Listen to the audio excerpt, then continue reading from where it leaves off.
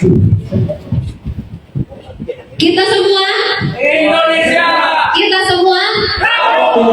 Prabowo Presiden. Presiden Bravo. GPMP. Baik, beri tepuk tangan sekali lagi. Acara selanjutnya yaitu penyerahan maklumat deklarasi DPP GPMP kepada Wakil Koordinator Nasional Rumah Besar Relawan Prabowo 08, Bapak Haris Rusli Moti, yang akan diserahkan oleh pengurus inti GPMP. Kepada Bapak Moti dan juga pengurus inti GPMP, waktu dan tempat disediakan.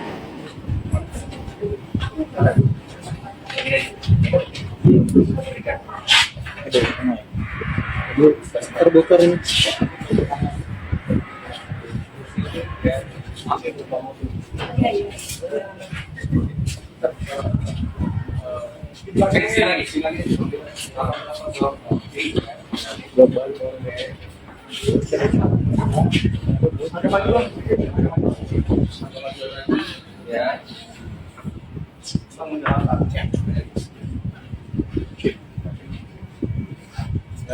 Kamera bang, 1 2 3, 1 2 3.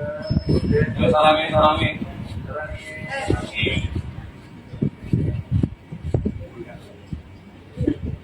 Namanya yes.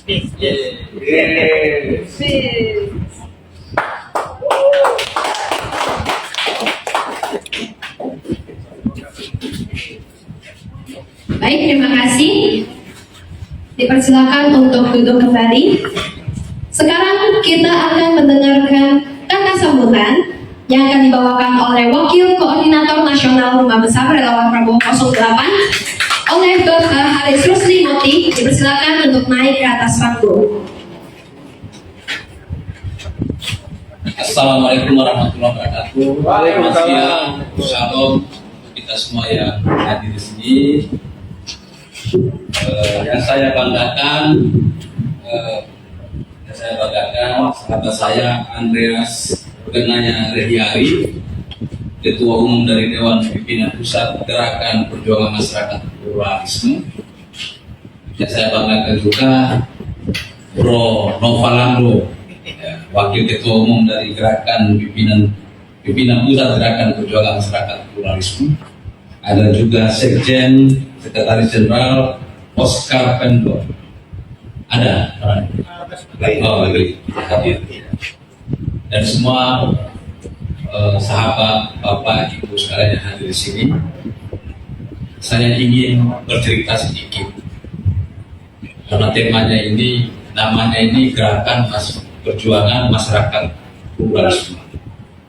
Dulu waktu saya masih jadi aktivis mahasiswa tahun 1998 di Yogyakarta. Waktu itu memang terjadi sedikit benturan sosial di bawah. Saya waktu itu bersama Pak Romo seorang Romo Yatmo namanya di Jogja, bersama Kiai Muhaimin, salah satu pimpinan pondok pesantren di Jogja, itu membentuk pertama kalinya namanya Forum Persaudaraan Umat Beragama. Jadi jangan sampai satu benturan politik kemudian berdampak terjadinya polarisasi yang membuat keretakan kehidupan berbangsa. Sehingga kita waktu itu membentuk bersama-sama yang namanya Forum Persaudaraan Umat Beragama yang dipimpin langsung oleh Romo Yatmo, sudah almarhum media, dan Kiai Muhaimin, beliau masih hidup sampai sekarang.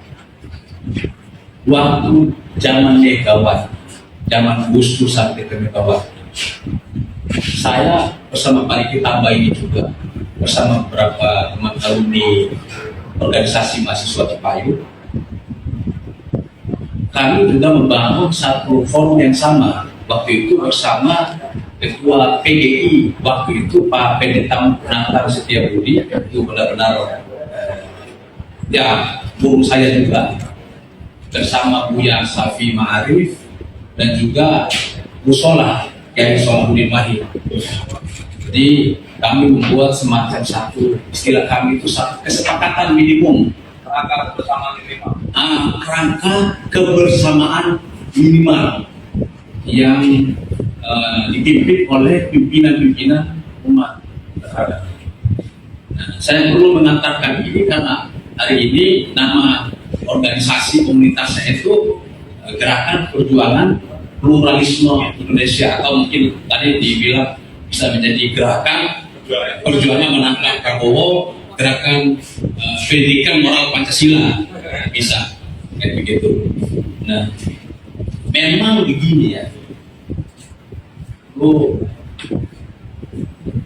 ada satu penjelasan tentang tema ini. Kita itu mengenal Bhinneka Tunggal Ika. Bhinneka artinya berbeda-beda. Di bahasa lainnya beragam. Keberagaman dan perbedaan itu kan sudah menjadi takdir Tuhan yang Maha Kuasa. Buah saja banyak jenisnya, pohon saja banyak jenisnya, rasa manis dari buah saja banyak jenisnya. Manisnya apel beda dengan manisnya durian, beda dengan manisnya anggur, beda dengan manisnya pepaya, beda dengan manisnya buah-buah yang lain. Jadi betapa beragamnya dunia ini, dan keragaman itulah yang membentuk dunia ini. Bayangkan kalau bangunan ini di sebelah kita ini hanya dibangun dengan satu komponen saja, kayu saja misalnya, pasti tidak kokoh, tidak kuat. Bangunan ini kokoh dan kuat. Bahkan bangunan pencakar langit itu kokoh dan kuat karena dibangun dari berbagai macam bahan komponen yang beragam. Ada batu di sana, ada pasir di sana, ada besi di sana, ada semen di sana, ada banyak jenis komponen dan dari yang dipakai untuk membangun bangunan itu. Maka pendiri bangsa kita itu mengambil tagline-nya itu Bhinneka Tunggal Ika. Nah, keragaman ini akan menjadi satu kekuatan kalau ada tunggal ikanya. Jadi jangan sampai ada bineka tanpa tunggal ika. Nah, yang menyatukan perbedaan dan keragaman ini karena ada tunggal ikanya. Tunggal ikanya bangsa Indonesia itu ya Pancasila itu. Pancasila itu adalah ibarat sapu lidi yang banyak itu diikat sama Pancasila itu, dia yang menyatukan. Jadi Pancasila itu jangan dilihat dari teksnya saja. Satu, ketuhanan yang Maha Esa. Dua, keadilan persatuan kemanusiaan yang adil dan beradab. Tiga, persatuan Indonesia. Empat, bermasyarakatan. Lima, keadilan sosial. Jangan dilihat seakan-akan ini tulisan-tulisan yang tidak hidup.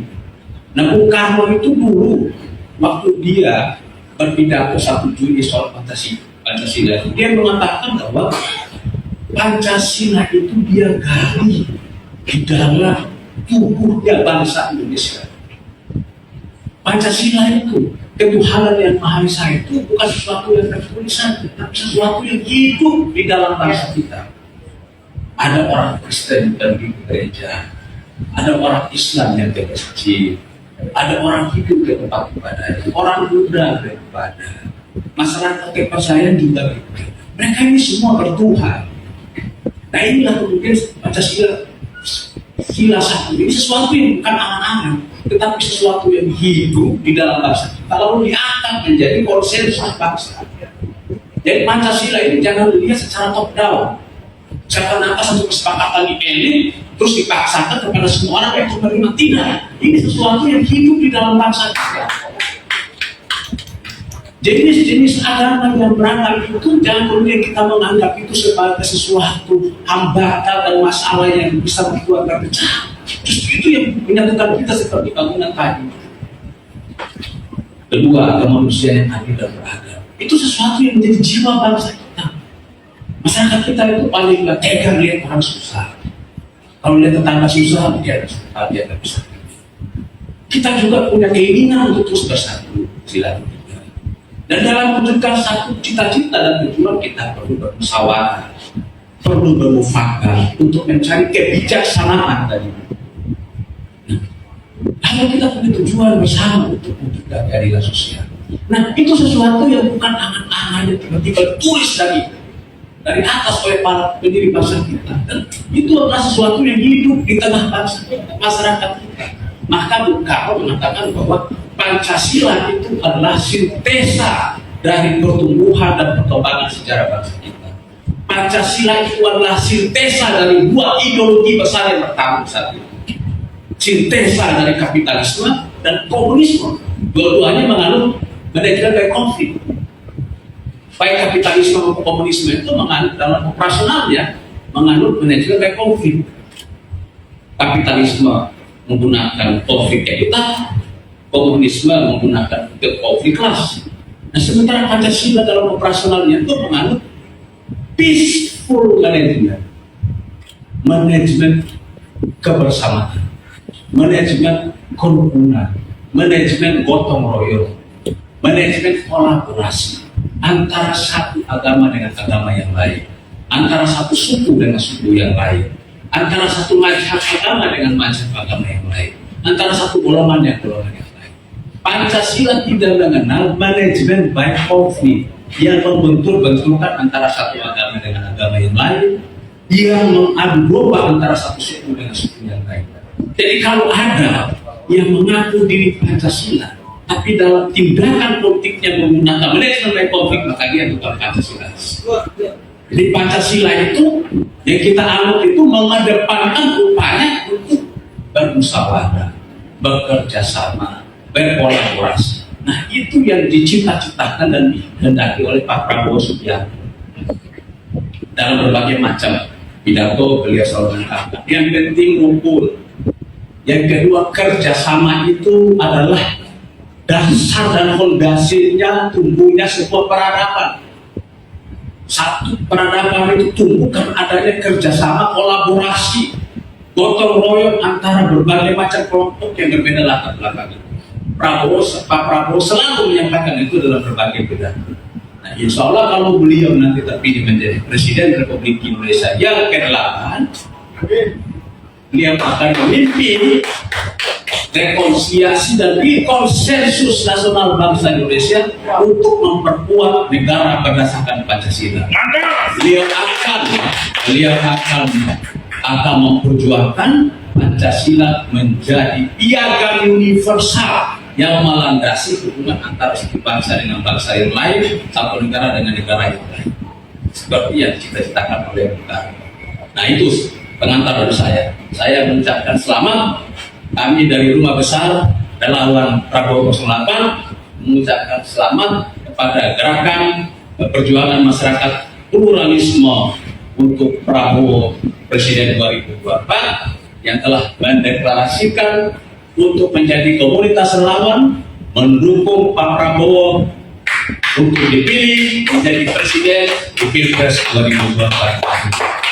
Kita harapkan GPMP ini akan menjadi bagian dari keluarga besar komunitas relawan pendukung Pak Prabowo yang bekerja sama dengan komunitas relawan yang lain untuk memenangkan Pak Prabowo menjadi presiden dengan cara-cara yang damai, cara-cara yang santun, tidak provokatif, tidak konfrontatif, menyentuh dan mengajak dengan cara yang sejuk dan damai. Jadi kalau ada serangan, ada kritik, ada fitnah, ada hoax, tanggapi dengan penuh kesatuan, dengan penuh kedamaian. Tidak usah reaktif, tidak usah provokasi balik, tidak usah konfrontasi balik. Yang penting Pak Prabowo kita sosialisasikan sosoknya, visi misinya, program-programnya, sehingga makin cinta oleh rakyat, makin disenangi oleh rakyat, sehingga beliau bisa dipilih untuk memimpin, menyatukan kita sebagai bangsa Indonesia dan juga memimpin dan mewujudkan masyarakat yang adil dan makmur tadi. Itu saja dari kami, Rumah Besar Relawan Prabowo 08. Selamat berjuang bersama Pak Prabowo Subianto, menang bersama Prabowo Subianto di 2024 nanti. Kita semua Indonesia, kita semua Prabowo. Assalamualaikum warahmatullahi wabarakatuh. Shalom untuk kita semua.